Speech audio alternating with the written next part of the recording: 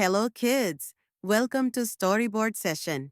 Get ready to enjoy wonderful stories, learn exciting lessons, and explore the world of imagination with us. வணக்கம் குழந்தைகளே. கதைப்பலகை அமர்வுவிற்கு வரவேற்கிறோம். அற்புதமான கதைகள், புதிய பாடங்கள், கற்பனை உலகை எங்களுடன் கண்டறிய தயாராகுங்கள். Once upon a time, there was a cheerful milkmaid. ஒரு காலத்தில் ஒரு மகிழ்ச்சியான பால்காரி இருந்தாள். She carried a pail of fresh milk on her head and walked to the market. அவள் தலையில் பால் குடுவையை வைத்து சந்தைக்குச் சென்றாள்.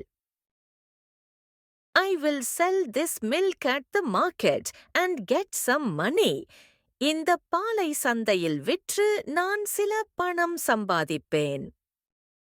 With the money, I will buy some eggs. அந்த பணத்தால் நான் முட்டைகள் வாங்குவேன். The eggs will hatch into many little chicks. அந்த முட்டைகள் குட்டி கோழி குஞ்சுகளாக வெளிவரும்.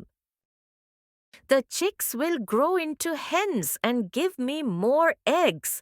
அந்த குஞ்சுகள் வளர்ந்து கோழிகளாகி எனக்கு இன்னும் முட்டைகள் தரும்.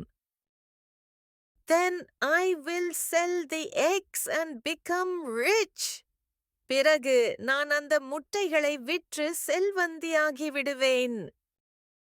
The milkmaid walked proudly, lost in her dreams. அவள் பெருமையுடன் நடந்தாள், கனவுகளில் மூழ்கியிருந்தாள். I will say no to anyone who bothers me, she thought, shaking her head. என்னை தொந்தரவு செய்பவர்களுக்கெல்லாம் நான் இல்லை என்று சொல்வேன் என்று நினைத்து அவள் தலையசைத்தாள். All her dreams of eggs, chicks and riches were gone. முட்டைகள், குஞ்சுகள், செல்வம், all கனவுகளும் உடைந்து போனது. Some villagers saw what happened and shook their heads. சில கிராமத்தினர் இதை பார்த்து தலையசைத்தார்கள். The milkmaid realized her mistake. பால்காரி தன் தவறை உணர்ந்தாள். Moral: Don't count your chickens before they hatch. பாடம்: முட்டை உடைவதற்கு முன் குஞ்சுகளை எண்ண வேண்டாம்.